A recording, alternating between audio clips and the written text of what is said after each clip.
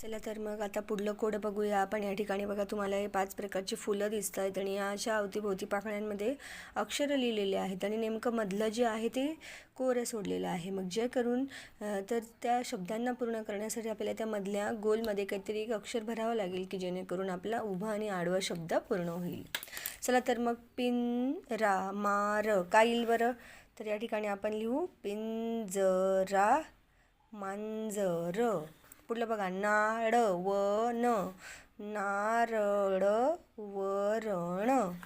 या ठिकाणी बघा बक आर ब द बदक बदक द जर लिहिला आपण तर आपला उभा शब्द पूर्ण होतो आणि मग आडवा पण पूर्ण होतो.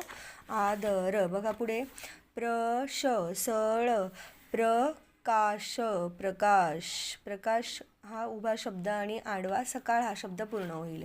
आता या ठिकाणी म र सार म गर सागर. तर या पद्धतीने तुम्ही अजून अनेक शब्दकोडी बनवू शकतात आणि आपली शब्दसंपत्ती वाढवू शकतात.